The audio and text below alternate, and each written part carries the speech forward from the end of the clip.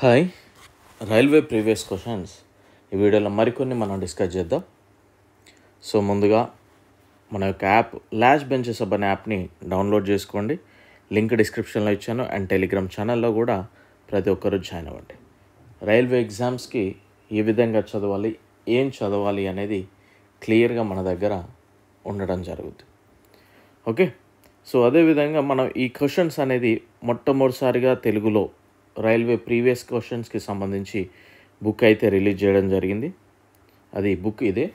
So ఈ బుక్లో content ఏంటి, ఎలా తీసుకోవాలి అనేది క్లియర్గా ఇన్ఫర్మేషన్ ఒక వీడియో చేశాను. ఆ వీడియో లింక్ నేను డిస్క్రిప్షన్లో ఇచ్చాను. బుక్ అని ప్రతి ఒక్క రైల్వే ఆస్పిరెంట్ దగ్గర ఉండాల్సిన బుక్ ఇది.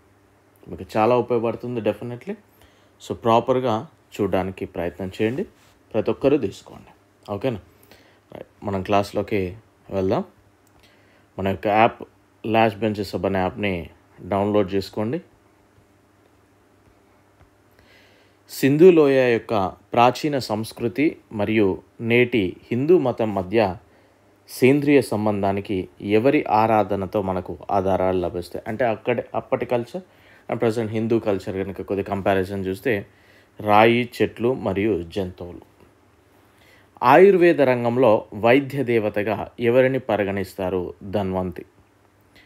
కృత్రిమ డాక్యార్డ్ ఉన్న ఏకైక సింధు ప్రాంతం ఏది? లోథాల్.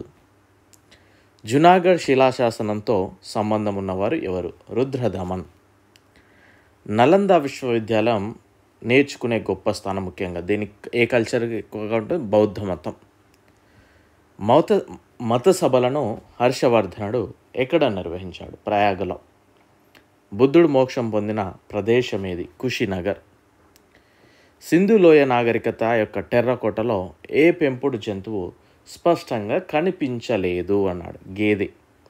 ఉపనిషత్తులు, వేదాలు, త్రిపీటకాలు మరియు జాతక కథలలో బౌద్ధుల పవిత్ర గ్రంథం ఏది?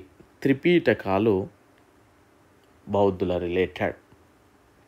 కుషాన పాలనలో ఏ క్షేత్రం అత్యంత అభివృద్ధి చెందింది? కుషాన్ల పీరియడ్లో ఏ క్షేత్రం అంటే ఏ టైప్ ఆఫ్ కల్చర్ అంటే ఇక్కడ ఆర్ట్స్కి సంబంధించి బాగా డెవలప్ అయింది.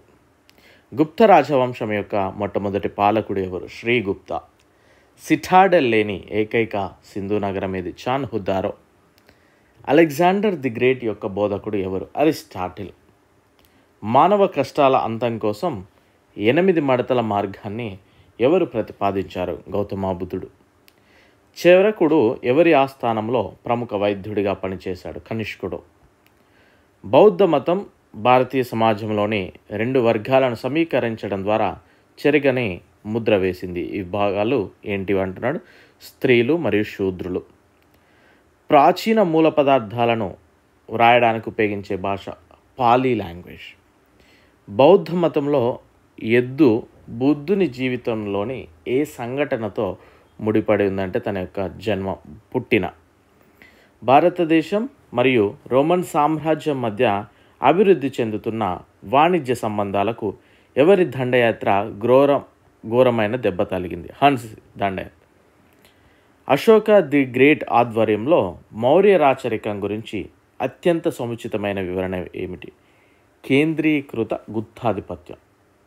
ఓకేనా, సో మన యొక్క ఛానల్ సబ్స్క్రైబ్ చేసుకోండి. సబ్స్క్రైబ్ చేసుకునే వాళ్ళు ఉన్నట్లయితే రైల్వే ఎగ్జామ్స్ మీ యొక్క టార్గెట్ అయితే మాత్రం డెఫినెట్లీ ఫాలో అవ్వడానికి ట్రై చేయండి. అండ్ ఆర్యభట్ట మరియు వరాహమిహిరుల ప్రసిద్ధ పేర్లు ఏ కాలంతో సంబంధం కలిగి ఉన్నాయి? గుప్తా పీరియడ్కి. అలహాబాద్ శాసనంలో ఎవరి విజయాలు ప్రస్తావించబడ్డాయి? సముద్రగుప్తుడు. సముద్రగుప్తుని యొక్క నిక్నేమ్, ఇతన్ని ఇంకో విధంగా కూడా పిలుస్తారు, ఏంటనేది చెప్పండి. సింధు లోయ నాగరికత యొక్క అత్యంత విలక్షణమైన లక్షణం ఏమిటి? Systematic urban life. వైదికులు మొదట ఏ లోహాన్ని ఉపయోగించారు? రాగి. గౌతమ బుద్ధుడు ఏ రాజవంశంతో సంబంధం కలిగి ఉన్నాడు? శాక్య.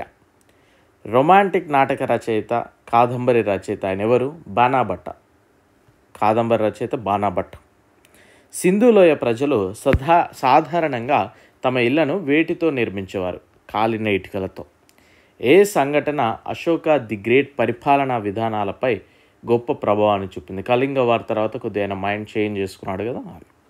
ఏ బౌద్ధ సన్యాసి ప్రభావంతో అశోకుడు బౌద్ధ మతాన్ని స్వీకరించాడు? ఉపగుప్తుని యొక్క మోటివేట్తో. రత్నావళి, హర్షచరిత, ప్రియదర్శిక మరియు నాగనందలలో హర్షవర్ధనచే రచింపబడనిది ఏది? హర్షచరిత. హర్షచరిత రచించింది ఎవరండి? హర్షవర్ధన ఎవరి గౌరవార్థం కనౌజ్ సభను నిర్వహించాడు? Hiuen Tsang. శాతవాహనులు ప్రధానంగా తమ నాణాలను ఏ లోహంలో ముద్రించారు? సీసంతో. చంద్రగుప్తుని మౌర్యుని ఆస్థానానికి పంపిన గ్రీకు రాయబారి ఎవరు? మెగస్తనీస్.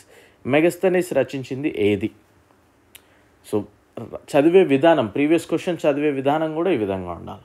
మీకు ఆల్రెడీ నేను డిస్కస్ చేశాను బుక్లోనే. దివ్యవందన, దోహకోశ, వజ్రఛేదిక మరియు వంశత పక్షిణీలలో భారతదేశంలో తర్వాత రూపొందించిన బౌద్ధ గ్రంథం ఏది? వంశత పక్షిణి.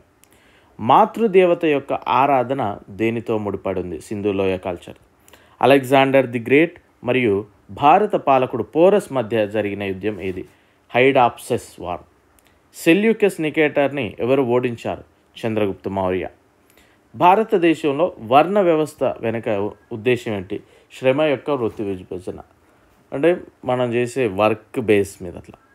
మహావీరుని తల్లి ఎవరు? త్రిశాల.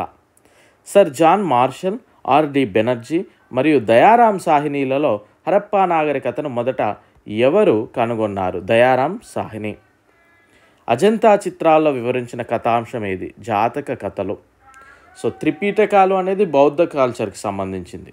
ఓకేనా?